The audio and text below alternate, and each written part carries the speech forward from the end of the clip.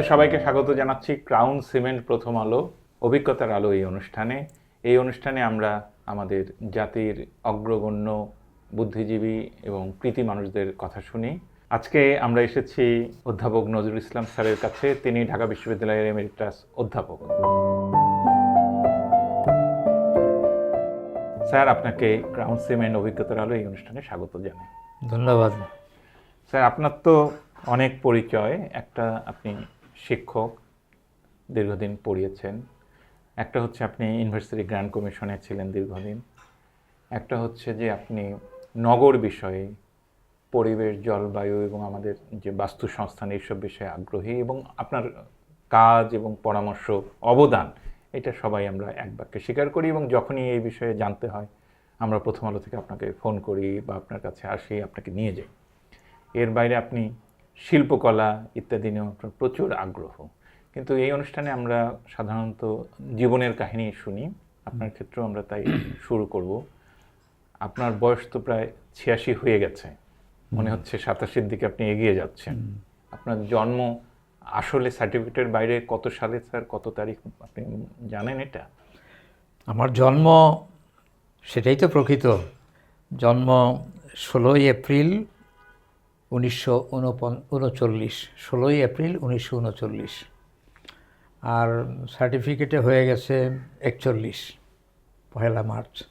39 হলে এইদিকে 60, এইদিকে 25, 86 বছর। 86 পার। আপনার জন্ম হলো কি শরীয়তপুরের গ্রামে? শরীয়তপুর ভেদরগঞ্জ থানা, উপজেলা এখন। ভেদরগঞ্জের একটা প্রত্যন্ত জায়গা, চর, মেঘনার পারে আবার পদ্মার পারে, দুটার মধ্যবর্তী। আমরা ভূগোলের ভাষায় বলি দোয়াব, দুই নদীর মাঝখানে দোয়াব। তো এখন সেই ভেদরগঞ্জের চর, আমাদের পাশের থানা হলো ডামুড্ডা। আর ওই চরটার নাম বা গ্রামটার নাম কি? গ্রামের নাম এটা নানা রকম হয়ে গেছে। আমরা ছোটোবেলায় শুনতাম দিগর মহিষখালী, সংক্ষেপে নাম ছিল ডিএম খালি, ইংরেজি সংক্ষেপ। তো এখন এটার নাম বদলে এখন হয় আরশিনগর। বাবা, এত সুন্দর একটা নাম নিয়েছে। সুন্দর। আর আমরা এখন ভেদরগঞ্জ উপজেলা, কিন্তু থানা, প্রশাসনিক থানা হলো সখীপুর। তো একটা তো ঢাকার সখীপুর, এটা হলো আমাদের সখীপুর।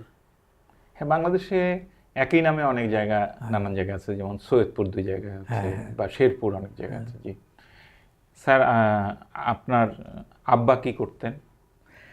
আমার বাবা, আমরা বাবা বলি। হ্যাঁ, বাবার নাম কি? আব্দুল কাদির। তারা 4 ভাই 2 বোন, তিনি জ্যেষ্ঠ। এবং তিনি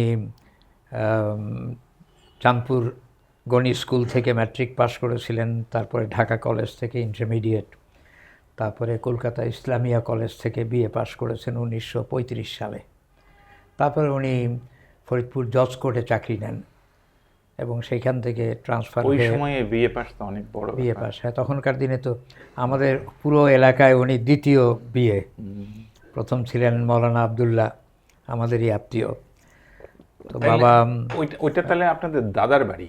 মানে দাদা, শরীয়তপুরটা আপনাদের দাদার বাড়ি, মানে পিতারও পিতা। তো এখন আসলে এরকম, আমার জন্ম চরে, এই ডিএম খালিতে। আমার বাবার জন্ম ইয়েতে, কি এটার নাম, চাঁদপুর। এটা কি আমাদের কুমিল্লার পাশে? যে চাঁদপুরের পাশে যেখানে, যেখান দিয়ে ফেরি, কি এটার নাম, যাই হোক, চাঁদপুরে। কেমন, আমার দাদার জন্ম হলো আবার মুন্সিগঞ্জ দিঘির পার। তো দাদার বাড়ি জন্মসূত্রে বা তারা পিতা ইত্যাদি, তাদের বংশ, এটা বিক্রমপুর, দিঘির পার। ওখান থেকে উনি দিঘির পাড়তে নদী ভাঙনে ওনারা চলে গেলেন চাঁদপুর। চাঁদপুরে আবার নদী ভাঙন। আমার বাবার জন্ম চাঁদপুরে, নদী ভাঙনে আবার চলে আসলেন শরীয়তপুরে। আমরা আসলাম পশ্চিম দিকে, এটা ভেদরগঞ্জ চরে, ডিএম খালি চর। তো আমার জন্ম, আমার বড় ভাইয়ের জন্ম, আমাদের জন্ম এই চরেই। আব্বা তখন তো চাকরি করছেন। বাবা চাকরি করতেন প্রথমে জজ কোর্ট, জি। তারপরে ঢাকায় পাকিস্তান এটা হওয়ার কোন পরে। জজ কোর্ট প্রথমে? চাঁদপুরের জজ? না না, ফরিদপুর। ফরিদপুর জজ আমরা কোর্ট। ফরিদপুরের লোক। তারপরে ফরিদপুরে, হ্যাঁ। ওই যে তারপরে উনি চলে এলেন ঢাকায়। ঢাকায়। তো আপনার শৈশবের প্রাইমারি স্কুল কোথায় হলো? শৈশব তো আমার প্রথমে জন্ম থেকে 5 বছর বা 6 বছর আমরা গ্রামে, গ্রামে। তারপরে 6 বছর বয়সের দিকে 1945 দিকে আমরা আমার বাবা তো আগেই ফরিদপুরে, আমরা মা এবং আমাদের পরিবার, আমার বড় ভাই, আমি, আমার ছোট ভাই বোন, আমরা চলে আসলাম ফরিদপুরে। ভেদেরগঞ্জ থেকে ফরিদপুর নৌকায় আমার দাদা আমাদেরকে নিয়ে আসলেন। মানে আমরা আমাদের এখনকার ভাষায় ফ্যামিলি মাইগ্রেশন। আমার বাবা তো বড় আগেই নৌকায় থেকে পাল তুলে এলো নাকি গুণ টেনে এলো? এই প্রায় 4 দিন 4 রাত নৌকায়। গুণ টানলো স্যার নাকি পাল তুলে দিয়ে আসলো আর কি, দাঁড় টেনে আসলো? মনে আছে না? 6 বছর বয়স। ওই নৌকাগুলি তো গুণ দিয়ে টেনে নিয়ে হ্যাঁ যেত। হ্যাঁ, বিরাট নৌকা। যেহেতু আমরা পুরো ফ্যামিলি, সংসারের যাবতীয় জিনিস ইত্যাদি নিয়ে ওই নৌকায় রান্না বান্না, নৌকায় ঘুমানো, নৌকায় 4 দিনের মতো লাগলো। এই পদ্মা হয়ে তারপরে ফরিদপুর ওদিক দিয়ে গেলাম আর কি। তখন তো সব নাম মনেও থাকে না। তো এটা একটা অসাধারণ জার্নি বা ভ্রমণ। শরীয়তপুর থেকে শহীদপুরের চর থেকে ভেদেরগঞ্জ চরের থেকে ফরিদপুর যেতে সুরেশ্বর হয়ে তারপরে পদ্মা নদী 4 দিন লাগলো। 4 দিন 4 রাত এরকম। তো এটা আমার বিরাট একটা অভিজ্ঞতা, স্মৃতি। ছোট 5-6 বছর বয়স। ফরিদপুরে ছিলাম তার মানে 45 থেকে 50, কিন্তু এর মাঝখানে আবার 49-50 সন ওখানে চলে গেলাম রাজবাড়ির কালুখালী একটা রেলওয়ে জাংশন। আমার বাবা যখন ট্রান্সফার হয়ে ঢাকায় আসলেন তখন তিনি বাড়ি টাড়ি পাচ্ছিলেন না, তখন কিন্তু বাড়ি ঘর পাওয়া যেত না, তিনি তো ভাড়াও পাওয়া যেত না। তো পুরনো ঢাকায় ঠাটারি বাজার, বিখ্যাত আমাদের সম্পাদক মতিউর রহমান না আবুল হাসনাত, হ্যাঁ, সংবাদের এবং কারিও কলমের, ওরা আমাদের পাশেই। মতিউর রহমানরা একটু দূরে, আধা মাইলের মধ্যে পুরনো ঢাকা। তো ওখানে তারপরে আমার বাল্যকাল প্রথম 5-6 বছর গ্রামে, তারপরে 4-5 বছর ফরিদপুরে, এর মধ্যে 2 বছর কালুখালী এবং রতনদিয়া। ওইখানে আমি স্কুলে প্রথম ক্লাস 5-এ 5ম শ্রেণীতে, এই আমার প্রথম স্কুল জীবন। তার আগে স্কুল, তার আগে যাওয়া আসা করেছি তো বাড়িতেই। গ্রামে একবার গেছি পাঠশালায়, তারপরে ফরিদপুরে এসে আলিপুরে থাকতাম, সেখানে প্রথম শ্রেণীতে ভর্তি হলাম, ওইটাই শেষ। তারপরে বাবা বদলি হয়ে গেলেন। আমরা আমাদের সেজ চাচা যিনি সরকারি চাকরি করতেন সিভিল সাপ্লাই, উনি বদলি হয়ে গেলেন কালুখালী, এবং ওনার বিরাট সুন্দর বাংলো, সামনে চন্দনা নদী, পিছনে রতনদিয়া হাই স্কুল একদম মাঠের পাশে। তো এইখানে আমাদের কেটেছে বোধহয় 2 বছর। তো 5ম শ্রেণী পাশ করলাম ওখান থেকে, এবং ডিসেম্বর 1950 ঢাকায় চলে আসলাম। ঢাকায় এসে আপনারা ঢাকায় স্কুলে ভর্তি হলেন? বাদামতলী নদীর ঘাট দিয়ে, আমার এইখানে একটা ছবি আছে শিল্পী আব্দুর রাজ্জাকের, এই সুয়ারি ঘাট ওইখান দিয়ে। তো ঠাটারি বাজারে আমাদের বাসা, এখন তো কাপ্তান বাজার বলি আমরা, 2 নম্বর কাপ্তান বাজার। আর বড় এলাকাটার নাম ঠাটারি বাজার, পাশেই নওয়াবপুর হাই স্কুল। তখন 50-এর ডিসেম্বরে আসলাম, তো 30শে ডিসেম্বর, জানুয়ারি 1-2 তারিখে স্কুলে ভর্তি হওয়ার জন্য আমার চাচা আব্দুর রাজ্জাক আর তার বন্ধু শিল্পী জোনাবুল ইসলামের বন্ধু, এরা আমাকে নিয়ে গেল ভর্তি। চাচা আব্দুর রাজ্জাক, উনি কি শিল্পী আব্দুর রাজ্জাক? শিল্পী আব্দুর রাজ্জাক আমার বাবার সবচেয়ে ছোট ভাই, আমার চাচা, ছোট চাচা। আমি খুব ওনার মানে লাগা বলে না, খুবই ঘনিষ্ঠ ছোটবেলা থেকে। তো উনি আমার বাবার সাথে আমাদের বাড়িতেই থেকে পড়াশোনা করেছেন, ইন্টারমিডিয়েট, চারুকলা, এবং চারুকলা শেষ পর্যন্ত। তো ক্লাস 6-এ ভর্তি হলাম প্রিয়নাথ হাই স্কুল। তখন প্রাইভেট চলছে না, আমি কোথাও জায়গা পাইনি, বাড়ির কাছে এটা পেলাম। এটা তখন বলা যায় অচল, কারণ একটা ক্রান্তিকালে ছিল, ট্রানজিশন, সরকারি হবে। তো আমি ভর্তি হলাম প্রিয়নাথ হাই স্কুলে 1951 সনের জানুয়ারি। ফেব্রুয়ারির মধ্যে এটা সরকারি হয়ে গেল। সরকারি নাম হলো নবাবপুর সরকারি উচ্চ বিদ্যালয়। এই বিদ্যালয়ের সবচেয়ে খ্যাতিমান ছাত্র ছিলেন অধ্যাপক আনিসুজ্জামান, আমার 5 বছর সিনিয়র। তো আমরা পাশ করলাম 56 সনে ম্যাট্রিক, উনি 51 সনে বোধহয়। আপনাদের সম্পাদক মতিউর রহমান এই স্কুলের ছাত্র, ওর বড় ভাই আমার বন্ধু। তার মানে কিবরিয়া স্যার ওখানে কিবরিয়া স্যার আমাদের নপুর স্কুল যখন সরকারি হয়ে শুরু হয় তখন আগের শিক্ষক সব চলে গেলেন, বেশিরভাগ হিন্দু ছিল। এক ঝাঁক নতুন তরুণ শিক্ষক মূলত আসলেন। হেডমাস্টার ছিলেন বজলে কাদের। বিখ্যাত, হ্যাঁ, বিখ্যাত এবং খুবই অসাধারণ। ওই যে আমরা পড়ি না ব্রিটিশ গ্রামার স্কুলের হেডমাস্টার, ওই রকম। এক পর্যায়ে কি বলে অ্যাসিস্ট্যান্ট হেডমাস্টার ছিলেন কবি কাদের নওয়াজ, এরকম ইলাস্ট্রিয়াস। আর শিক্ষক ছিলেন অনেকের মধ্যে মোহাম্মদ কিবরিয়া, শিল্পী। আমার সরাসরি উনি আমাদেরকে ক্লাস 6 থেকে পড়ালেন। 2 বছর পড়াবার পরে চারুকলায় চলে আসলেন। এবং ওনার পরে আসলেন আরেক শিল্পী বিখ্যাত মুর্তজা বশির। তখনই ভালো নাম তাদের। আমি তখন ক্লাস 8-এ পড়ি। তারপরে আমি যখন বেরিয়ে আসবো ক্লাস 10-এ বা এরকম, তখন গেলেন শিল্পী কাজী আব্দুল বাসেত। মানে আমরা ছেলেবেলায় 3 জন বিখ্যাত শিল্পীর ছাত্র হবার সুযোগ পেয়েছি। 2 জনকে সরাসরি, একজন আমি আসার পর। আপনারা সৌভাগ্যবান। বিরাট সৌভাগ্য। এবং এরা, আপনার রেজাল্ট তো খুব ভালো ছিল, আপনি সবসময় ক্লাসে ফার্স্ট হতেন। রেজাল্ট ভালো ছিল। এটা ক্লাস 6 থেকে 7-এ উঠবার সময় আমি ফার্স্ট হলাম এবং টাইটেল হয়ে গেল ফার্স্ট বয়। প্রত্যেক ক্লাসেই একজন করে ফার্স্ট বয় থাকে। এই ফার্স্ট বয় ধারণাটা আমার মাথার মধ্যে এমন ঢুকেছে, এখনও এটা ধারণ করি যে আমি ফার্স্ট বয়। পরবর্তীকালে তো আর এরকম হয় নাই, পরবর্তীকালে আরও ভালো করেছেন, কোনো অসুবিধা নেই। তো স্যার, আপনার কি 1952 সালের 21শে ফেব্রুয়ারি ভাষা আন্দোলন এসব কথা কিছু মনে পড়ে? অবশ্যই মনে পড়ে। 1952 সনের 21শে ফেব্রুয়ারি, তখন আমরা জয়দেবপুরে বয় স্কাউট জাম্বুরিতে, ঢাকার সমস্ত স্কুলের ছেলেমেয়েরা আমরা ওখানে, এবং 21শে ফেব্রুয়ারির দিন আমরা ওখানে, আমরা খবর পেলাম যে ওই রকম। তখন তো আমরা ছোট, ক্লাস 6-এ পড়ি, 7-এ পড়ি, বয়স কত। কিন্তু তার আগেও আমরা মিছিলে যেতাম ছেলেবেলায়। এবং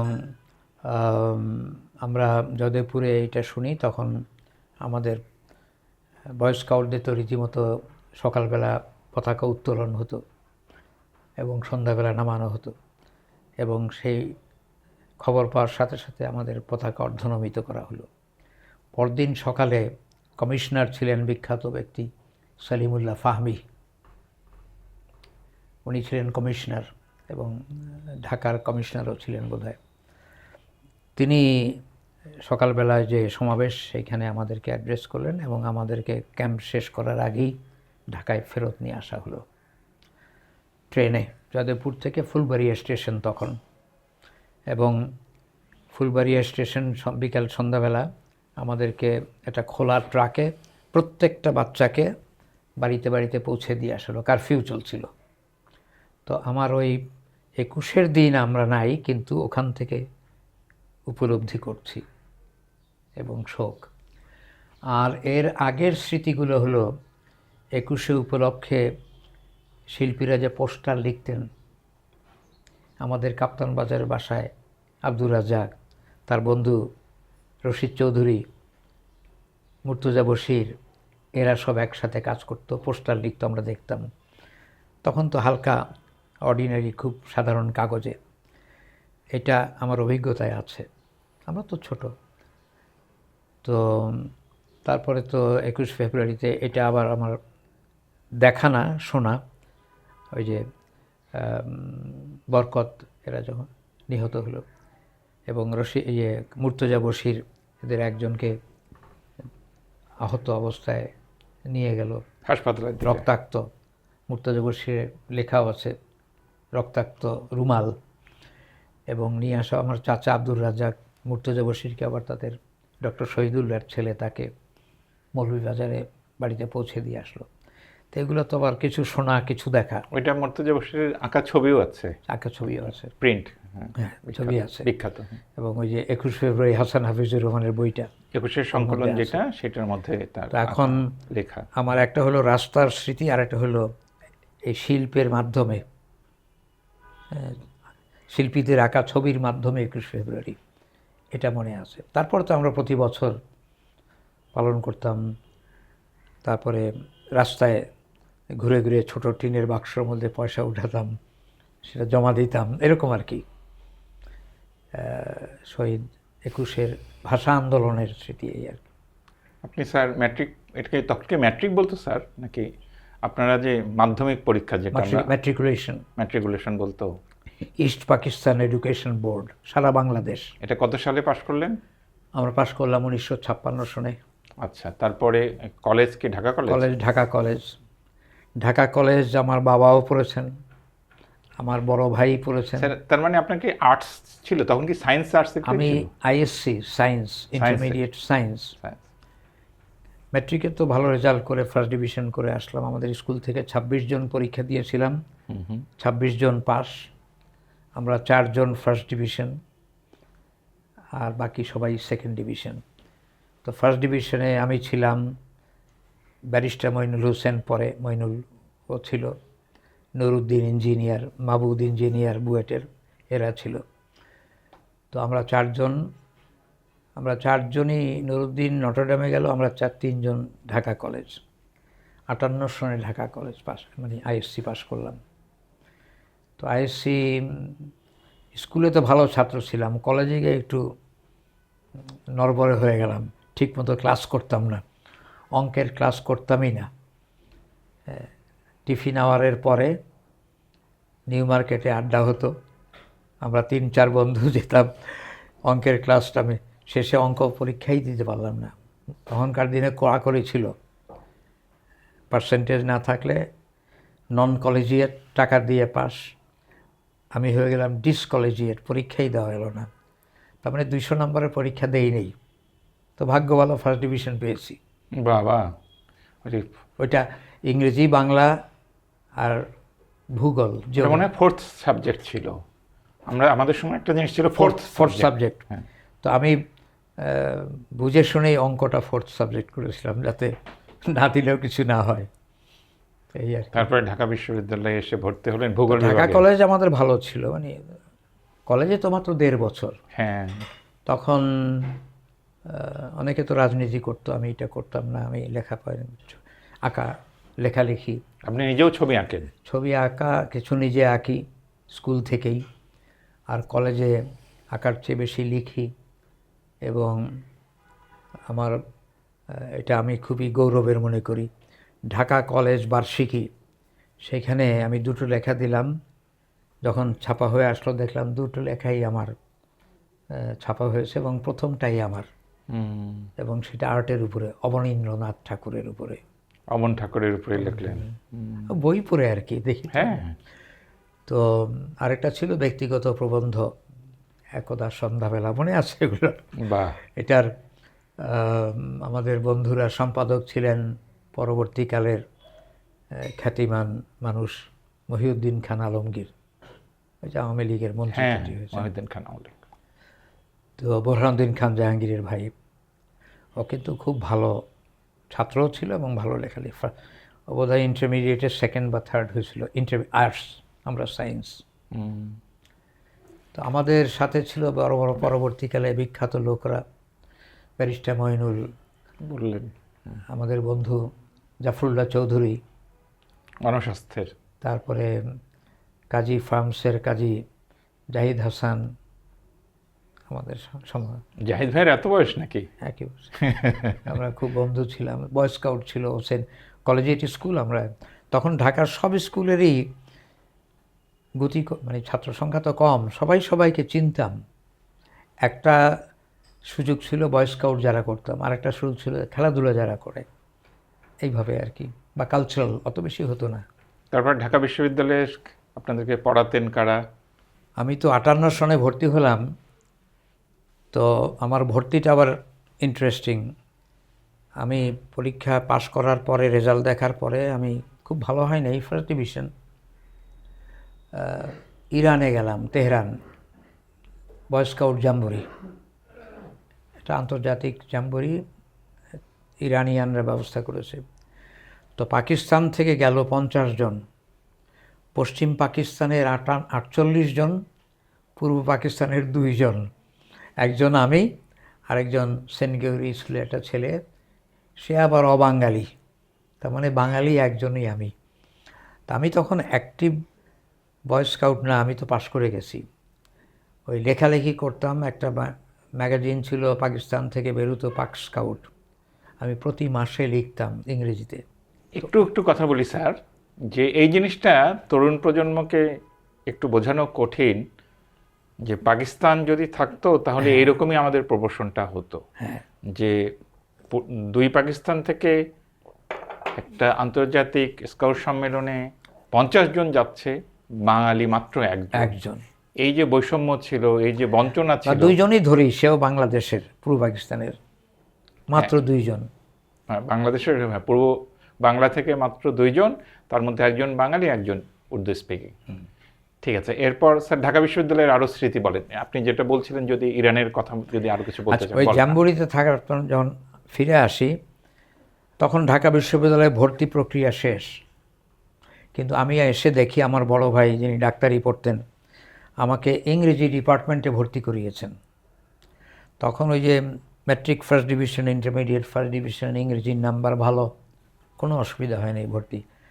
doctor Sajjad Hossain chairman, head of the department, নিয়ে নিলেন। তো আমি এসে দেখলাম যে আমি ইংরেজি তো সুবিধা হবে না। আমি বললাম যে হেড অফ দ্য ডিপার্টমেন্টের কাছে গেলাম, দেখা করলাম, স্যার আমি তো ইংরেজি পড়তে চাই না, পারবো না। কেন পারবে না? কী রেজাল্ট তোমার? এই তার পারবে না কেন? অনেক ছাত্র আছে সায়েন্স পাস করে আমার এইখানে এসছে, খুব ভালো ছাত্র। তো যাই হোক, তো আমি বলে ক্লাস করো, ভালো না লাগলে পরে চলে যাও। তো আমি 1 মাস ক্লাস করলাম, ভালো লাগলো না, দেখলাম যে এখানে আমি মানে সুবিধা করতে পারবো না, সোজা কথা। তারপরে ভূগোলে আমার খুব ভালো, স্কুল থেকেই, কলেজেও। তো ওখানে গেলাম, প্রফেসর নাফিস আহমেদ চেয়ারম্যান, হেড। তো হ্যাঁ চলো আসো। তো আমরা ফার্স্ট ডিভিশন, আমরা 14 জন বোধহয় ভর্তি হলাম, তার মধ্যে 4 জন ফার্স্ট ডিভিশন, তার মধ্যে আমি একজন ফার্স্ট ক্লাস। ফার্স্ট না, তখন ফার্স্ট ডিভিশন আমরা ভর্তি হলাম 14 জন। আচ্ছা, ফার্স্ট ডিভিশন ভর্তি হলেন। তার মধ্যে 14 জনের মধ্যে আমি দেখলাম, খোঁজ নিয়ে আমি first division, professor rosea Hasan, পরে প্রফেসর, উনি আরও 2 জন, মুস্তাফিজুর রহমান, পরে যে পররাষ্ট্র সচিব হলেন, জি, ওই যে কাঠমান্ডু থেকে প্রথম বাংলাদেশি ডিপ্লোমেট করলো স্বাধীনতার পক্ষে, আমাদের সহপাঠী। তো আমরা ভর্তি হলাম। প্রফেসর নাফিস আহমেদ অবাঙালি, ইউপির লোক। আমাদের সিনিয়র টিচার সবাই অবাঙালি, নাফিস Ahmed, F Karim Khan, professor Rizvi, professor Naqvi, এরা সবাই অবাঙালি সিনিয়র। কারণ বাংলাদেশে তো জিওগ্রাফি ছিল না, কলকাতায় ছিল একটু। আমি তো ভর্তি হলাম 58 সনে। প্রফেসর নাফিস আহমেদ তখনই কিন্তু আন্তর্জাতিকভাবে খ্যাতিমান ভূগোলবিদ, লন্ডন বিশ্ববিদ্যালয়ের পিএইচডি, তার প্রফেসর ছিলেন ডাডলি স্ট্যাম্প, জগৎ বিখ্যাত লোক।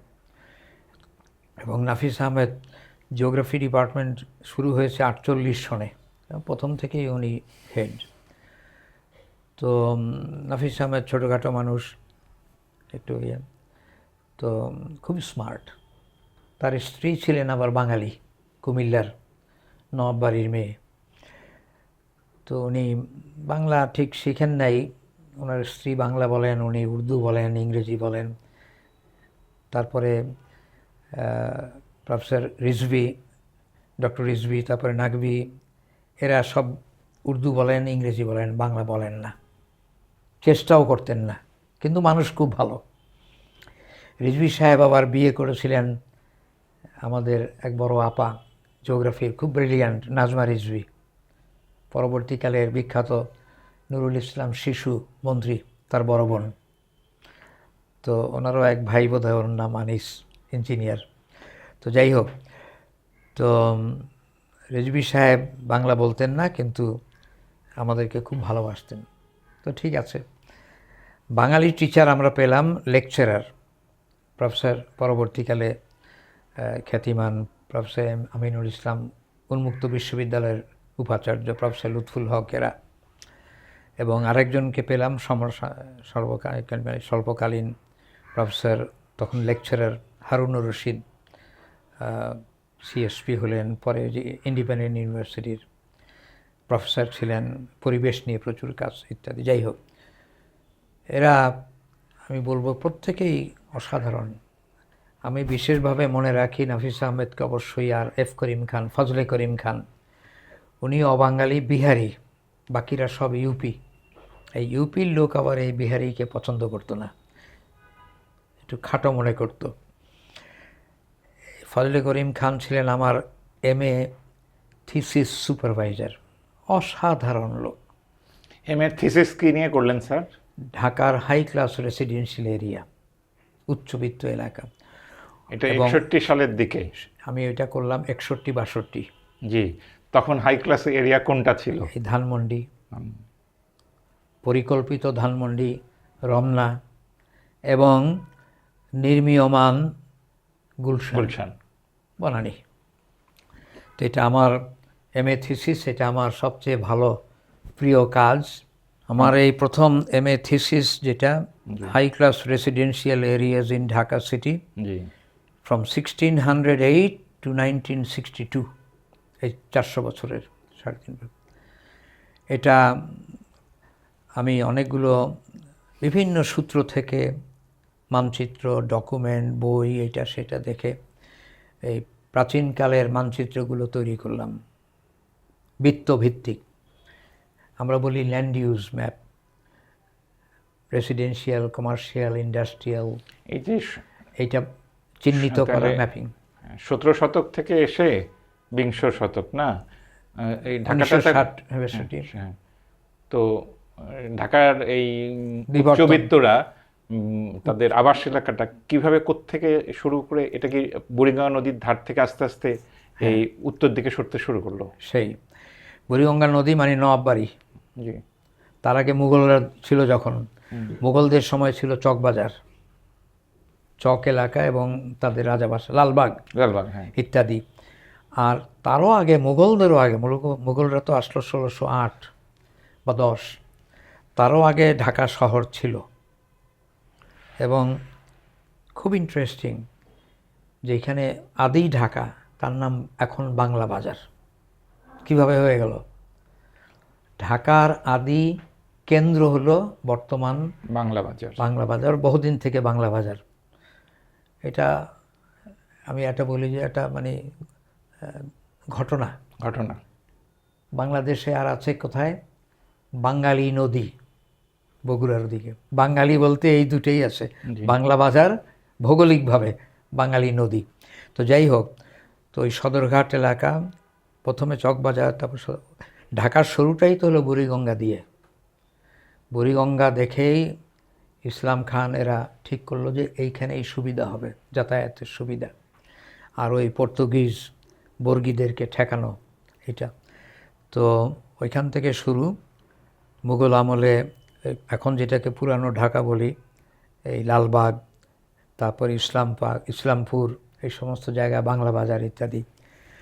তারপরে ব্রিটিশ। আপনি যখন ঢাকা এসছেন তখন তো ওয়ারি তখন উচ্চ মধ্যবিত্ত এলাকা, পরিকল্পিত এবং একটা প্রাইভেট, সুন্দর একটা জায়গা। এই যেটা বলে না প্ল্যানিংয়ে গ্রিড প্যাটার্ন, সোজাসুজি না, আগে ছিল আঁকা বাঁকা রাস্তা, আঁকা বাঁকা মাঠের মতো। আর ওয়ারি আর গ্যান্ডারিয়া এই দুটো হলো প্রথম গ্রিড প্যাটার্ন, এবং ওয়ারির পরপরে রমনা। রমনা, হ্যাঁ। রমনা আবার খুব সুন্দর মিক্সড, এটা ব্রিটিশ প্ল্যান। ওয়ারিও ব্রিটিশ আমলে। বুদ্ধদেব বসুর লেখার মধ্যে আছে, হ্যাঁ, বুদ্ধদেব বসু আছে পুরনো পল্টন।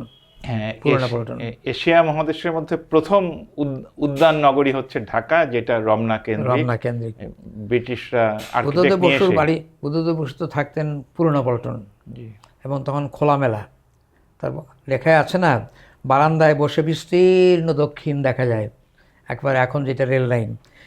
তো ব্রিটিশ আমলের রমনা, এখন যেটা রমনা এবং এখন যেটা নীলক্ষেত, এই দুটো মিলিয়েছিল, মাঝখানে রেসকোর্স ময়দান।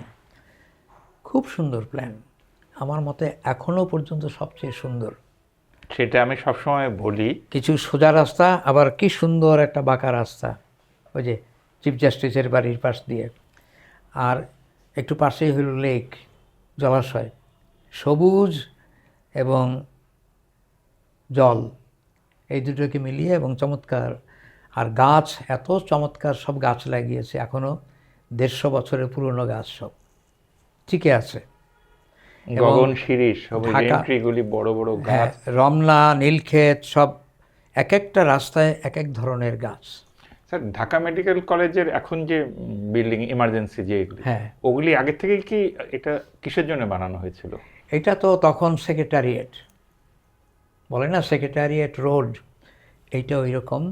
এবং এটা চলে গেছে আমাদের এশিয়াটিক সোসাইটির পাশ দিয়ে, নিমতলির ওইখানে। ওই রাস্তাগুলি, ওই বিল্ডিংগুলি এত সুন্দর, গাছ টাছ মিলে, গাছগুলো, যদিও গাছগুলো আস্তে আস্তে শেষ হয়ে যাচ্ছে, তারপরে এখনো আমার মনে হয় ঢাকার সবচেয়ে সুন্দর রাস্তা হচ্ছে এই শাহবাগের শেরাটন বা এয়ার কন্টিনেন্টাল হোটেলের পাশ দিয়ে, ওই যে সুগন্ধার পাশ দিয়ে প্রধান বিচারপতির বাড়ির যে রাস্তাটা, ওইটা ঢাকার সবচেয়ে সুন্দর রাস্তা। খুব সুন্দর। আরেকটা ওই ধরনেরই ছোট এলাকা হলো আমাদের ইউনিভার্সিটির ভিতর দিয়ে fuller road. Fuller road, fuller road, ওটাও খুব সুন্দর। যেমন অধ্যাপক ফখরুল আলম থাকতেন, তো ওখানে আমিও থাকতাম, উনি একটা লিখেছেন ফুলার রোড নিয়ে।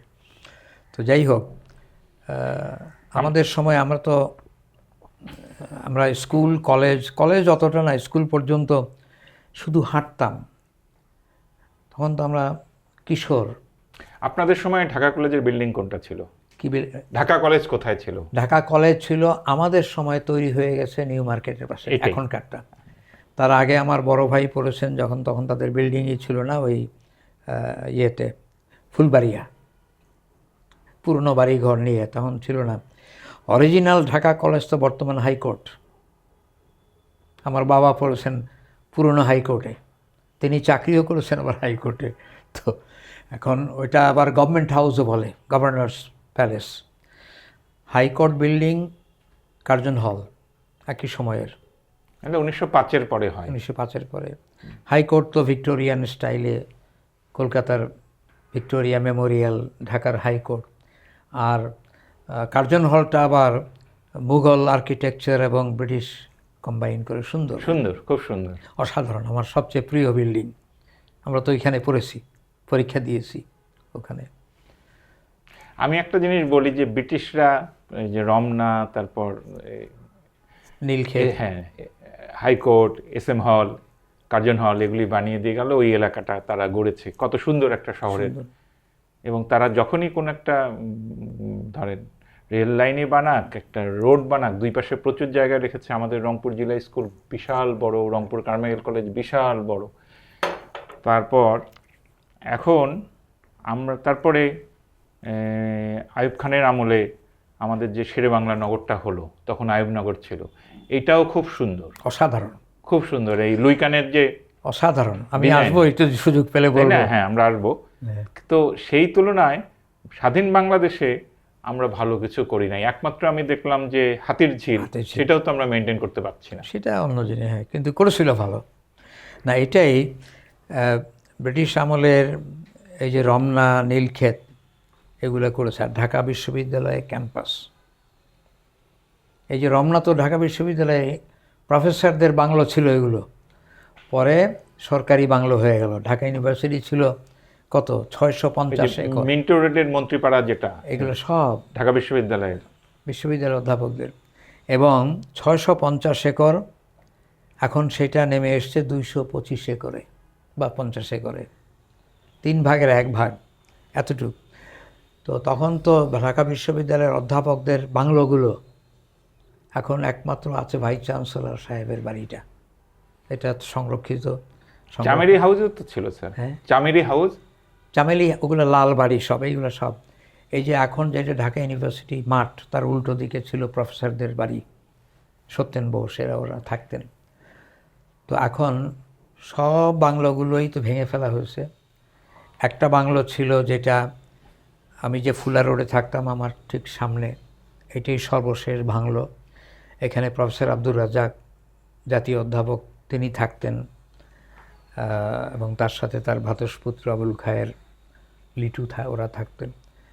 এটাই শেষ বাংলো। আর চামেলি হাউস, আর ওইদিকে হলো কি এটার নাম এখন সিডাপ, ওইটা সংরক্ষণ করা হয়েছে। তো এটা খুব ভালো যে অন্তত আমাদের উপাচার্যের ভবনটাকে সংরক্ষণ করা হয়েছে। তবে এটা সাদা বিল্ডিং, লাল বিল্ডিংগুলো একটাও নাই, এই লাল ইটের বিল্ডিং সেগুলো নাই। তো যাই হোক, স্যার আপনার জীবনের মধ্যে আসি আবার, আপনি MA পাস করলেন 1962 সালে। 62। অবশ্যই ফার্স্ট ক্লাস পেয়েছেন নাকি? First class first. First class first. আমি অনার্সে জিওগ্রাফি ডিপার্টমেন্টের অল টাইম রেকর্ড ব্রেকিং। আচ্ছা, তারপরে কি আপনি তারপরে MA শিক্ষক তে হিসেবে first যোগ class। দিলেন নাকি অন্য কোনো চাকরি করেছেন? না, এটা একটু দুঃখেরই গল্প আর কি। আমি অনার্সে ফার্স্ট ক্লাস ফার্স্ট, MA-তে first class first, intermediate first division, matric first division, এরকম রেজাল্ট কারো ছিল না, আমিই প্রথম। কিন্তু আমাকে চাকরি দিল না, লেকচারার। তো তো পাশ করার পরেই আমি কাজ করলাম পার্ট টাইম, এগুলো বাংলা বিশ্বকোষ প্রজেক্ট ছিল একটা, ফ্র্যাঙ্কলিন, এটা 4 ভলিউমে বিশ্বকোষ বের হয়। তখন ওইখানে আমরা ছাত্ররা কাজ করতাম, একটা শব্দ লিখলে 50 পয়সা, তো এরকম খোপের মধ্যে। তো যাই হোক, ওটা আছে আমার কালেকশন। তো এখানে পার্ট টাইম করতাম আর প্রাইভেট টিউশনই করতাম। তারপরে যখন সুযোগ হলো, কি বলে, অ্যাডভার্টাইজমেন্ট হলো লেকচারার, আমি তো শিওর হবই, কিন্তু আমাকে নিল না। এই যে বৈষম্যের কথা বলি, তখন এই বৈষম্য আমিও শিকার। আমার হেড অফ দি ডিপার্টমেন্ট নাফিস আহমেদ অবাঙালি, আমি একটু বেশি বাঙালি, সাধারণ বাঙালি পছন্দ না, একটু অভিজাত বাঙালি, অমুক সিভিল সার্ভেন্টের ছেলে বা অমুকের ছেলে হলে ঠিক আছে, মেয়ে হইলে আরও ভালো। তা আমাকে নিল না, প্রথম দফায় আমাকে লেকচারার সুযোগ দিল না। একজন অবাঙালি বয়স্ক লেকচারার কক্সবাজার থেকে নিয়ে আসলো, তাকে দিল, যদিও তিনি শেষ পর্যন্ত আসেন নাই। আসলে আমাকে ঠেকাবার জন্য, আমি যেন না পেয়ে অন্য জায়গায় চলে যাই। যাই হোক, আমি কলেজে পেয়েছিলাম, আমি যাই নাই। তারপরে ভাইস চ্যান্সেলর চেঞ্জ হয়ে গেল, তখন অবাঙালি ভাইস চ্যান্সেলর মাহমুদ হাসান, খুব ভালো লোক, কিন্তু নাফিস আহমেদ যা বলেছেন হেড, তিনি তাই করলেন, নিলেন না। তারপরে চেঞ্জ হলো, professor doctor Osman Gani vice chancellor হয়ে আসলেন। তখন ওনার বড় ছেলে ওসমান ফারুক, পরে শিক্ষামন্ত্রী, ও আমার কলেজ ফ্রেন্ড। ও বলে, দেখি, আমি দেখি, বাবাকে বলি। তো বললো, ফাইল আনো, কী হলো, কেন আসে নাই। তো নজরুল ইসলাম কেন হলো না, আচ্ছা আবার অ্যাডভার্টাইজ করো। তো আবার পেলাম। ওই যে বাঙালি অবাঙালি বৈষম্য, আমি শিকার। যোগ দিলেন কত সালে? 63, 64? এটা 63। আমার রেজাল্ট হতে 63-র প্রথম দিকে, এবং ভ্যাকেন্সি হতে মাঝামাঝি। তা আমি জয়েন করলাম শেষে সেপ্টেম্বর 6 তারিখ 1963। তারপরে স্যার আপনি উচ্চশিক্ষার্থে বিলেত গিয়েছিলেন? কানাডায়, কমনওয়েলথ স্কলারশিপ। এখানে আমি তো সাধারণ মধ্যবিত্ত ঘরের ছেলে, বাবাও সাধারণ, তো ফ্যামিলি পরিচয় এরকম না। তো ইউনিভার্সিটি হলো না, ঢাকা কলেজে পরীক্ষা দিতে, মানে যখন কলেজ শিক্ষক হিসাবে গভর্নমেন্ট কলেজ দিলাম, সেইখানেও নাফিস আহমেদ সাহেব বোর্ডে আছেন এবং আমাকে বাদ দিতে চাইলেন। তো বাদ দিতে পারেনি, আমাকে পোস্ট দিল। এবং কমনওয়েলথ স্কলারশিপে যখন আমি ইন্টারভিউ দিলাম, তখনও তিনি আছেন এবং আমাকে বাদ দিবেন। বলে না, ও তো থাকবে না, ও তো টিচিংয়ে থাকবে না, ও সিভিল সার্ভিস দিবে, সবাই দেয়, ও দিবে, চলে যাবে। কিন্তু ওনারা আমাকে দিল। আমাদের জিওগ্রাফি থেকে এটা অসাধারণ, আমরা 3 জন সিলেকশন পেলাম, যেখানে একজনও পায় না। আমি কানাডা, আমার ক্লাসমেট রোজিয়া হাসান, উনি পেলেন ইউকে, উনি বরং প্রেফারেন্স পেলেন বেশি। আর একজন যিনি সেকেন্ড ক্লাসে অবাঙ্গালি, তাকে দিল, আমার 1 বছর সিনিয়র কিন্তু সেকেন্ড ক্লাস, তাকে দিল কমনওয়েলথ স্কলারশিপ নাইজেরিয়া ইবাদান ইউনিভার্সিটি। নাইজেরিয়ার উচ্চশিক্ষা কিন্তু তখন থেকেই খুব ভালো, এবং ওখানে একজন বিখ্যাত প্রফেসর মাবুগুঞ্জে, যার লেখা আমিও পড়েছি, তার শেষ পর্যন্ত শেষ করে নাই, ইংল্যান্ডে গিয়ে প্ল্যানিং পড়েছে। তো আমি স্কলারশিপে কানাডা পেলাম। পিএইচডি প্রোগ্রাম ছিল? পিএইচডি, সরাসরি পিএইচডি। না করে চলে আসলেন কেন? এটা আমারই দুর্বলতা, আহাম্মকি আর কি। আমার মনে হয় আপনি অন্যদিকে বেশি নজর। নাকি অনেক সময় বাংলাদেশ থেকে বিদেশে গেলে দেশের টান হয়? না, ওটা কিছুটা, ওটা একটা কাহিনী, ওটা বড় কাহিনী। তো সেটা হলো যে আমরা গেলাম কানাডায় পিএইচডি ডিরেক্ট। আমাদের তো 16 বছরের এমএ, অন্য জায়গায় তো 17 বছরে হয়। তো 16 বছরের এমএ নিয়ে আমি গেলাম। তো ওখানে 16 বছরের এমএ মানে বুঝি নাই। এমএ করতে 16 বছর লাগলো। ম্যাট্রিকে 10, ইন্টারমিডিয়েটে 2, অনার্স এমএতে 4, আচ্ছা। 16, এখন তো 17। তো আমরা, তার মানে আমার MA equivalent to BA in Hong Kong, UK or Canada. তো 1 বছর কম তাও। তো প্রথমে গেল, পরেই আমাদের গ্র্যাজুয়েট স্টুডেন্ট এমএ পিএইচডি সবার একটা কম্প্রিহেন্সিভ টেস্ট নিল, কয় ঘন্টার, 3 ঘন্টার বোধ হয়। তো আমি পাশ করলাম। বলো তোমার আর কিছু করতে হবে না, তোমার কোনো কোর্সও নিতে হবে না, তুমি ইচ্ছা করলে নাও, সেমিনার কোর্স নাও যেখানে পরীক্ষা টরীক্ষা নাই। তার মানে এটা ভালো মূল্যায়ন হলো এবং সুযোগ পেলাম। তো শুরু করলাম। তো আমার সুপারভাইজার হলেন একজন young fresh PhD from Chicago, Canadian, একদম ইয়াং, আমার চেয়ে একটু অল্প বয়স বেশি, অ্যাসিস্ট্যান্ট প্রফেসর। তো তারা কাজ করি ইত্যাদি করতে। তারপরে সেও বেশি খোঁজ খবর নেয় না, আমিও অন্যদিকে। আমি তখন থেকে আবার একটু আর্টের লাইনে ঢুকলাম। ওখানে আমাদের ফাইন আর্টস ডিপার্টমেন্ট ছিল না, কিন্তু একটা গ্যালারি ছিল। গ্যালারিতে একজন রেসিডেন্ট আর্টিস্ট ছিলেন। তো সেই আর্টিস্ট আমাদেরকে রোববারে ক্লাস নিতেন। তো যারা আমরা যেতাম ক্লাসরুম, তো এইদিকে নজর। তারপরে এই লিটারেচার, আর্ট, পেইন্টিং, ঘোরাঘুরি, বন্ধুবান্ধব, আড্ডাবাজি, এই করতে করতে আমার তারপরে সুপারভাইজার চেঞ্জ। প্রফেসর সিমন্স চলে গেল অন্টারিও ওয়েস্টার্ন ছেড়ে টরন্টো। তা আমার আবার সুপারভাইজার আসলেন নতুন, তিনি খুবই ভালো চেয়ারম্যান, অভিজ্ঞ, কিন্তু ঠিক আমার লাইনের না, কিন্তু ভালো মানুষ। তো যাই হোক, এটা আমার এই গাফেলতি। কয় বছর ছিলেন? 3 বছরই ছিলাম। আমার 3 বছরের স্কলারশিপ যখন শেষ হয়ে গেল, আমি বললাম আমি চললাম। এটা কেমন কথা, তোমাকে আমরা পয়সা দিয়ে এনেছি, চলে যাবে মানে? বলে না, আমি পারছি না, আমার ভালো লাগছে না, আমার এই সেই আরও কিছু হয়তো ব্যক্তিগত সমস্যা ছিল। তো চলেই আসলাম। বিয়ে করলেন কত সালে? বিয়ে করলাম আমি 67 সনে ফিরেছি। 68 সনে আমার বিয়ে, প্রথম বিয়ে। এটা টিকলো না। 71 সনে পাকিস্তান ভেঙে গেল, আমার বিয়েও ভেঙে গেল। তো যাই হোক, আমার প্রাক্তন স্ত্রী প্রথম, তিনি তখন পাকিস্তানে ইসলামাবাদে চাকরি করেন। তো এটা ওখানে শেষ। তো 68 পরে আবার বিয়ে হলো? পরে ঠিক 10 বছর পরে, 78 সালে। 78। আপনার কয় ছেলে মেয়ে এখন?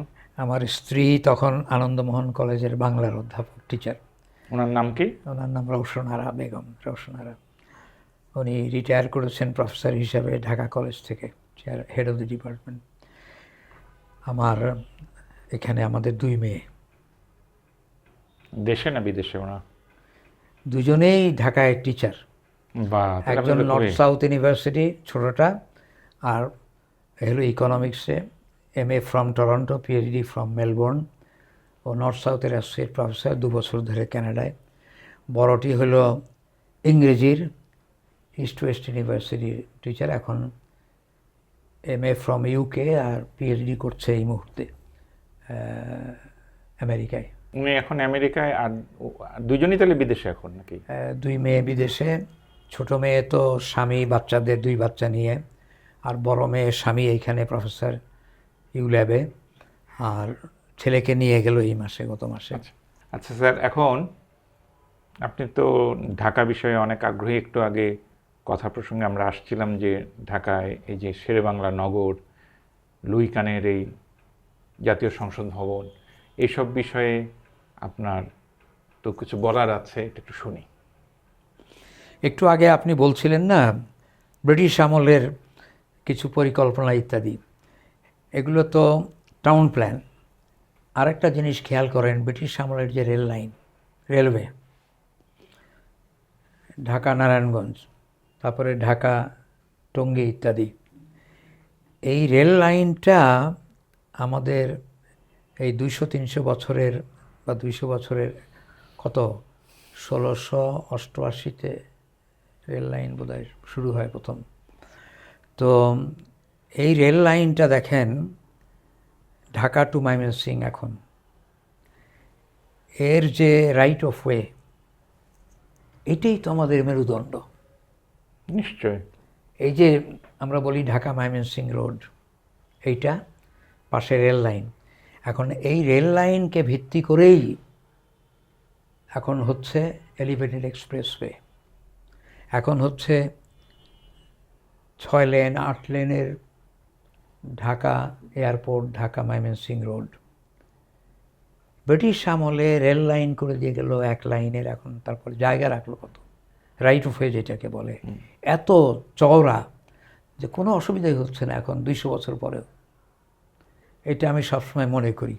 2 নম্বর হলো পাকিস্তান আমলে প্রথম মাস্টার প্ল্যান ঢাকা, প্রথমটা ব্রিটিশ আমলে করলো প্যাট্রিক গ্যাডিস 1917 সনে, কিন্তু সেটা কাগজ, বই, ইমপ্লিমেন্টেশনে যেতে পারলো না।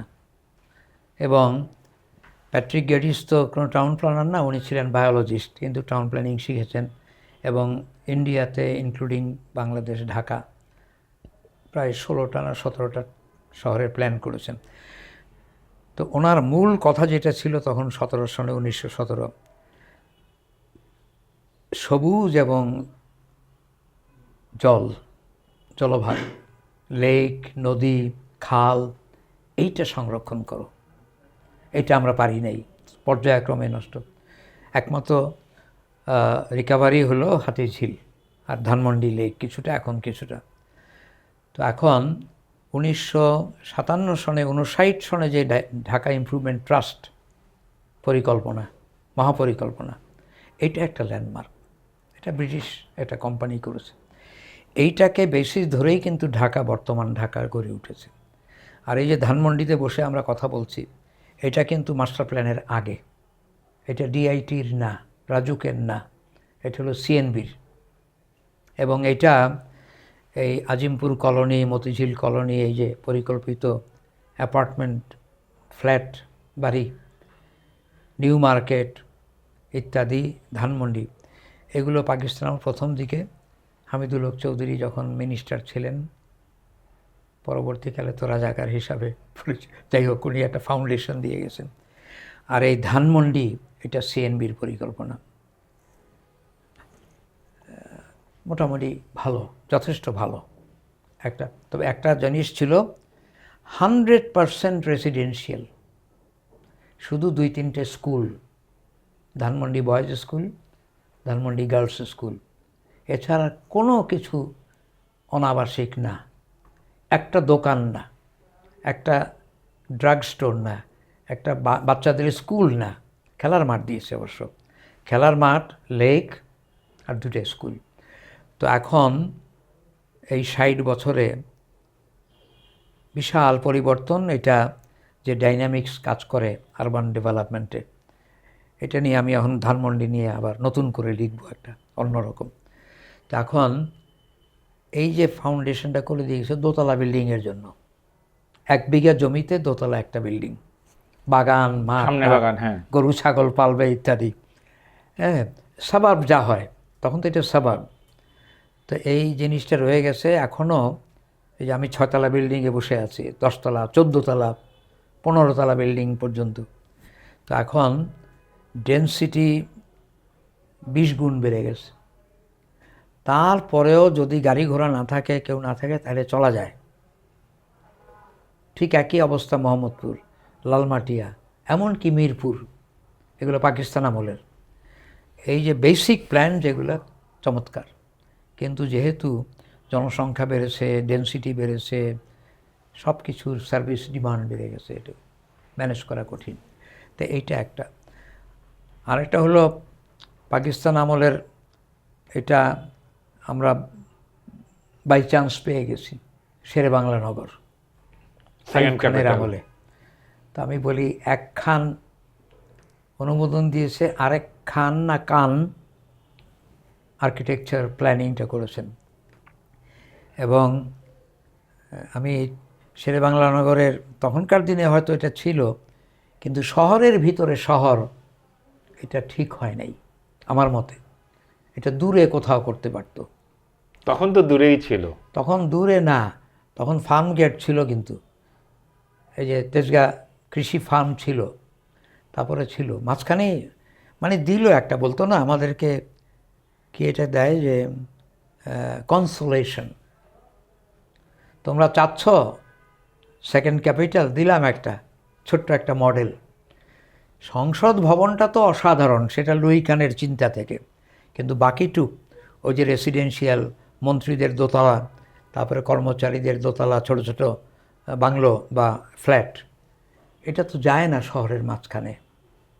এটা আপনি তাই মনে করেন? আমি অবশ্যই মনে করি। আর আমি দেখি যে এবং এখনো এটা স্যার, এখন যেটা হবে, এখন তো হয়ে গেছে, ওই যে হসপিটাল হয়ে গেছে না, ওর ওই পাশে ওই যে ক্লাস 3, 4 কতগুলো কোয়ার্টার আছে যেগুলো ভাঙাচুরা হয়ে গেছে, এই শেরে বাংলার আগারগাঁর ওইখানে, ওইটা যদি ভেঙে, সে আগারগাঁয়ে যেরকম 10তলা 20তলা করেছে, আমার তো, আমি একসময় বলেছিলাম যে একটা বিল্ডিংও 20তলার নিচে হওয়া উচিত না আগারগাঁওয়ে, বরং আরও বেশি হোক।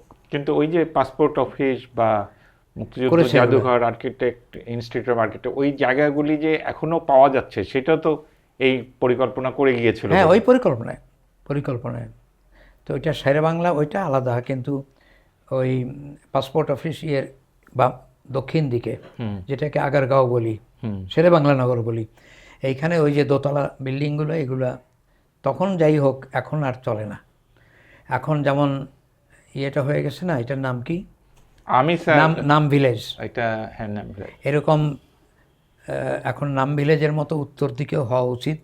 এবং যদিও স্যার এই যে বেগম জিয়ার জানাজার সময় আমরা ড্রোন শট যেগুলি দেখলাম উপর থেকে, খুব সুন্দর লাগে, লেক টেক মিলে। এটাই আমি এখন বলতে চাচ্ছি এখন যে ওই আপনি যে বাড়িগুলি শের বাংলা নগরে ছোট ছোট দোতলা বাড়ি আছে কিছু, এটা অনেক দূরে, ওগুলি যদি বড় করতে চান তাহলে এই সৌন্দর্যটা নষ্ট হয়ে যাবে। না, ওইটা অদূর পর্যন্ত যায় না। ওই যে শিল্প মেলা, যে বাণিজ্য মেলা, ওই রাস্তাটা পর্যন্ত রাখুক, এটা প্রোটেক্টেড থাকুক, তারপরে ছেড়ে দিই। তারপরে হ্যাঁ, তারপরে তোমার এই যে এখন করেছে, ওটার নাম কি, আগারগাঁও নাকি শেরে বাংলা, যেখানে গভর্নমেন্ট বিল্ডিং আমাদের ইউজিসি সহ, এইখানে আমি অনেক দিন আগেই বলেছিলাম, মানে কোনো বিল্ডিং 20তলার নিচে হওয়া উচিত না। এই যে আমাদের কি এটার নাম, ইউজিসি ভবন 6তলা, ক্যাপাসিটি নেই, এটা এখনই ভেঙে 20তলা করা উচিত। আচ্ছা, ওই জায়গাতেই হতে পারে। বিআইডিএস বিরাট জায়গা, বাগান, ছোট্ট একটা ভবন, বিরাট বাগান, এটা নিয়ে, আমি তো বিআইডিএস বোর্ডের মেম্বার, এখন কথা হয়েছে ওখানে বিল্ডিং করা দরকার।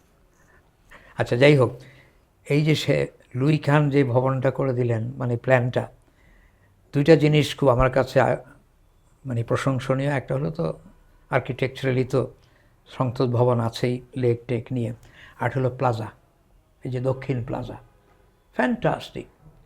এইটা না করলে কি এত বড়, কি বলে, হাদির জানাজা হতো বা খালেদা জিয়ার জানাজা হতো এরকম? চিন্তার বাইরে। এবং এক সময় আপনাদের কাগজেই বোধহয় বা কোনোখানে ইন্টারভিউ, এই যে মানিক মিয়া অ্যাভিনিউতে আইল্যান্ড করলো, ডিভাইডার, তখন আপনারা কমেন্ট নিয়েছিলেন, আমার মনে আছে আলী জাকের কমেন্ট করলো ডিভাইডার করে গাছপালা করছে ভালো। আমি বললাম না, না, এটা আমারও পছন্দ হয় নাই। এইটা একটা বিশাল প্লাজা হতে পারত, এখনও সময় আছে ভেঙে ফেলুক। ওই ডিভাইডারটা আমার পছন্দ হয় না। পছন্দ না, হ্যাঁ গাছপালা ভালো, কিন্তু এইখানে মার্চ করতে পারতো। আমাদের কোনো মার্চিং প্লেস নেই, আমাদের কোনো ময়দান নেই, এইটা হতে পারত। তো যাই হোক, তো যেটুক হয়েছে এটা বিশাল। আপনি স্যার ঢাকা শহর নিয়ে আপনার কোনো পরিকল্পনা, মানে কোনো প্রস্তাব আছে কিনা? না, প্রস্তাব তো অনেক আছে, আমি অনেক লিখেছি। ঢাকা 2025, ঢাকা 2050, আমার নতুন বই বের হবে এই মাসেই, ঢাকা মেগা সিটি। এটা অনেকগুলো লেখার কালেকশন। এটা হলো যে এখন জাতিসংঘ কদিন আগে বললো না, ডিসেম্বরের আগেই, যে ঢাকা হলো পৃথিবীর দ্বিতীয় জনবহুল শহর। জনসংখ্যা কত? 37 মিলিয়ন, 36.6, 3.5 কোটির বেশি, 3,60,00,000। 60 লাখ। এটা কোন ঢাকা? এটা কেউ জিজ্ঞেস বলে না কোন ঢাকা। এটা এরিয়া কত বড়? এটা এরিয়া কত বড়? এটা সিটি কর্পোরেশন, যার এরিয়া হলো 306 বর্গ কিলোমিটার, লোক সংখ্যা 1,30,00,000 আমার হিসাবে, নাকি রাজুকের মেট্রোপলিটন এরিয়া, যার এরিয়া হলো 1528 বর্গ কিলোমিটার, লোক সংখ্যা 2 থেকে 2.5 কোটি। তাহলে 3.5 কোটি কোত্থেকে পেল? 3.5 কোটি হলো বৃহত্তর ঢাকা জেলা, তার আয়তন 7,440 বর্গ কিলোমিটার। আমি জানি একটা লিখেছি। তো এখন সেইখানে 6টা জেলা, ঢাকা, মানিকগঞ্জ, মুন্সিগঞ্জ, নারায়ণগঞ্জ, গাজীপুর, নরসিংদী, এই 6টা জেলার বর্তমান লোক সংখ্যা, এটা স্টাডি আছে এসটিপিতে, ঠিক 36 মিলিয়ন। তাহলে মিলে বৃহত্তর ঢাকা জেলা, 6টা জেলা, সেটাকে যদি আমরা মেগাসিটি বলতেই পারি। সেই মেগাসিটির একটা স্যার অভিন্ন পরিকল্পনা দরকার না? এটা একমাত্র আছে, সেটা হলো স্ট্র্যাটেজিক ট্রান্সপোর্ট প্ল্যান, যেটাকে রিভাইজ ট্রান্সপোর্ট প্ল্যান এখন বলে। এটা করেছে ওয়ার্ল্ড ব্যাংক, তারপরে ম্যাকডোনাল্ড নাকি ওরা। ডিএপি এর অধীনে আনা উচিত না? ডিটেল এরিয়া প্ল্যান, এটা তো অনেক ছোট। হ্যাঁ, সেটা পুরো ওই ডিটেল 6 জেলা ধরে এরিয়া প্ল্যান হলো রাজুকের ঢাকা। হ্যাঁ, আমি বলছি যে এখন যে 6 জেলার ঢাকা, সেটার একটা ডিএপি হওয়া উচিত কিনা? ওইটা তো হওয়া না, ওইটার মাস্টার প্ল্যান হওয়া উচিত, তারপর ডিটেল এরিয়া প্ল্যান। এটা অদ্ভুত দেশ, মাস্টার প্ল্যান করলো, স্ট্রাকচার প্ল্যান করলো রাজুক, এই স্ট্রাকচার প্ল্যানটাকে সাইডে সরাই দিয়েছে, চলে এসছে ডিটেল। আর এই স্ট্রাকচার প্ল্যানটা তো আগে অ্যাপ্রুভ করবা, এটাই তো বৃহত্তর চিন্তা। ওই যে ঢাকা মাস্টার প্ল্যান যেটা ছিল 1959-এর, এখন এইটা হলো, তারপরে এরা লাভ দিয়ে চলে গেল ডিটেল। আরে আগে তো বৃহত্তর প্ল্যানটা থাকবে। তো যাই হোক, তো এখন স্ট্র্যাটেজিক ট্রান্সপোর্ট প্ল্যান ওরা ওই বৃহত্তর ঢাকা জেলা ওইটা নিয়ে করেছে, এবং যার পপুলেশন তারা তখনই প্রজেক্ট করেছিল 2025-এ 36 মিলিয়ন, তাই হচ্ছে। আচ্ছা, এখন এটার জন্য পরিকল্পনা, এখন সবাই আমরা বলি যে ডিসেন্ট্রালাইজ করো, তো ডিসেন্ট্রালাইজ করবে, এদিকে আর্কিটেক্টরা আর রিহ্যাবরা সেন্টার এই ডেন্সিটি বাড়াতে চায়। এখন এটা হলো যে আমরা অনেক দিন থেকে বলছি ডিসেন্ট্রালাইজ করো, ডিকনসেন্ট্রেট করো, মানে ঢাকা থেকে লোক সরাও, সাভারে নিয়ে যাও, পূর্বাচলে নিয়ে যাও। পূর্বাচলে নিয়ে যাওয়া মানে এটাও ভুল প্ল্যানিং। পূর্বাচল হওয়া উচিত একটা সেলফ কন্টেইনড নিউ সিটি, যেখানে এমপ্লয়মেন্ট থাকবে, ব্যবসা বাণিজ্য থাকবে, ইন্ডাস্ট্রি থাকবে। ইন্ডাস্ট্রি মানে দূষণকারী ইন্ডাস্ট্রি না, এই যে মোবাইল ইন্ডাস্ট্রি, এইসব অনেক কিছু হয়। ইউনিভার্সিটি থাকবে, ওইটা আলাদা একটা শহর হবে সম্পূর্ণ, সাভার আলাদা শহর হবে ইত্যাদি। ওই যে কতগুলো স্যাটেলাইট টাউনের কথা বলেছিল না, ওই ডিএমডিপি শওকত আলী খান, যেটা ওইখানেই ছিল। তো এগুলো তো আমরা মানি নাই। এবং এই 3.5 কোটি লোককে সাজানো যায় কিনা এই এরিয়ার মধ্যে, এনে হ্যাবিটেবল সাস্টেইনেবল ওয়ে, এটা হলো প্ল্যান। তার মানে হলো ডেনসিটি প্ল্যানটা করতে হবে পুরো পুরো বৃহত্তর ঢাকার জন্য, সারা বাংলাদেশের জন্য, সারা বাংলাদেশের জন্য সারা করা বাংলা, দরকার। এত ছোট দেশ। হুম। এখন আমি এই প্রসঙ্গে বলে রাখি, এটা ভালো আমার জন্য খুব সুখবর যে আমি যেটা শুরু করেছিলাম, আমি কনভেনার হিসাবে জাতীয় নগর নীতিমালা, এটা 2004-এ শুরু হয়। তারপর 2011-তে আমরা বিরাট কনফারেন্স করলাম, প্রেসিডেন্ট মন্ত্রী বঙ্গবন্ধু সেন্টারে, সেইখানে আমরা লিখিত ডকুমেন্ট, তো ওইটা পাশ করলো এই ডিসেম্বর 30 না 31 তারিখে ক্যাবিনেট। 2025 এতদিন লাগলো, 21 বছর। তো আমার সান্ত্বনা যে আমি ওইটার মূল উদ্যোক্তা, মানে কনভেনার। ঠিক আছে। তো এইটা এখন এইটা পাশাপাশি আবার এটা হলো ministry of local government, ministry of housing থেকে আবার করেছে স্প্যাশিয়াল প্ল্যানিং, স্থানিক পরিকল্পনা। এটা লোকে বুঝবে না, ও প্ল্যানাররা নিজেরাও বোঝে কিনা সন্দেহ আছে, কারণ ইউনিভার্সিটিতে পড়ায় তারা urban regional planning, special planning তো পড়ায় না। তাহলে সব ডিপার্টমেন্টগুলো ইউনিভার্সিটির আবার ভেঙে ডিপার্টমেন্ট অফ স্পেশাল প্ল্যানিং পড়াতে হবে। তো যাই হোক, তো এখন আমার সান্ত্বনা, এটা আমি অত্যন্ত এখন আনন্দিত। এই গত এক সপ্তাহ ধরে আমি আবার লিখছি, লেকচারও দিব। এই জাতীয় নগর নীতিমালা একটা নীতিমালা, এটা আইন না, একটা চিন্তা।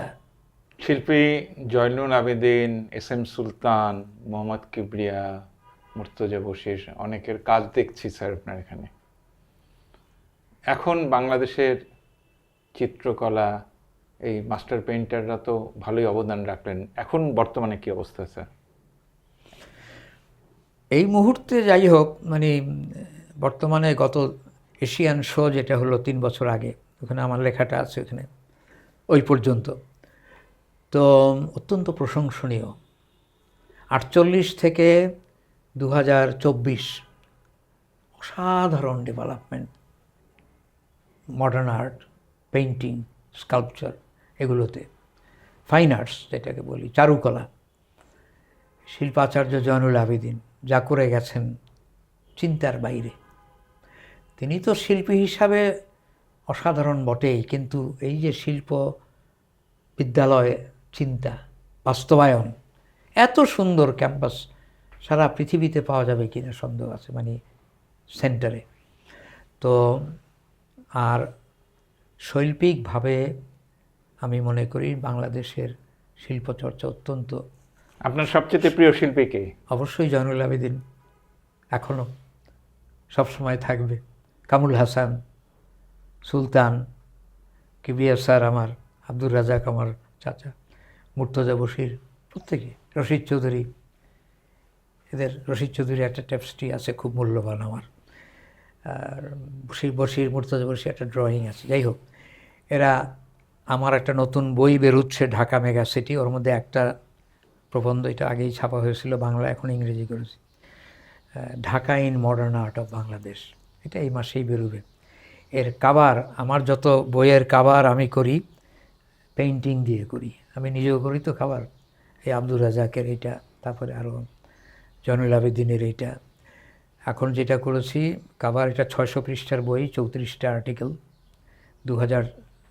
1964 থেকে 2024। এর কাভারে দিয়েছি জামাল আহমেদের বুড়িগঙ্গা। তো আমার পাবলিশার হলো বিজু পাঠক সমাবেশ। বলে স্যার মেগা সিটি তো অন্যরকম। আমি মেগা সিটি অন্যরকম, শুরুটা কোথায়? এবং এই বুড়িগঙ্গা দিয়ে আমি ঢুকেছি। তো ওর বুড়িগঙ্গা নদীর খুব চমৎকার একটা পেইন্টিং ওইটা, আর এইটা ব্যাকগ্রাউন্ড, মানে ওইভাবে। তো আমি তো শহর আর পেইন্টিং আর্ট একসাথে দেখি, ইনক্লুডিং রিক্সা আর্ট, অসাধারণ। তো এগুলো বাংলাদেশের মডার্ন আর্ট এখন যেগুলো হচ্ছে, এই যে মনিরুল ইসলাম, এরা যেগুলো করেছে, তো গিয়াস কাজী গিয়াসউদ্দিন, এরা তো ওয়ার্ল্ড ক্লাস। আর সবচেয়ে আনন্দের বিষয় হলো, এটা আমার লেখার মধ্যে আছে, মহিলা শিল্পীরা, রোকেয়া, আমার সাবজেক্ট কি, কনক চাপা, স্যান্ড, স্কাই অ্যান্ড ওয়াটার, অনেকগুলো ছবি। তারপরে আপনারা দিয়েছেন বোধহয় না কারা, কি ওর নাম, ফরিদা জামান 21 পদক পাওয়া, আমি বোধহয় নমিনেট করেছিলাম ইউজিসি থেকে। তো এরা তো অসাধারণ শিল্পী। তারপরে আরও আছে নাজলি, ওরা তো মহিলা শিল্পী। আর ইয়াং জেনারেশন, নতুন নতুন মিডিয়া, এখন তারা তো আবার মাল্টিমিডিয়াতে করে, ভিজুয়াল করে, ভিডিও করে। এগুলো হয়তো আমার লাইনে না, কিন্তু প্রশংসনীয় উদ্যোগ, ক্রিয়েটিভ খুব।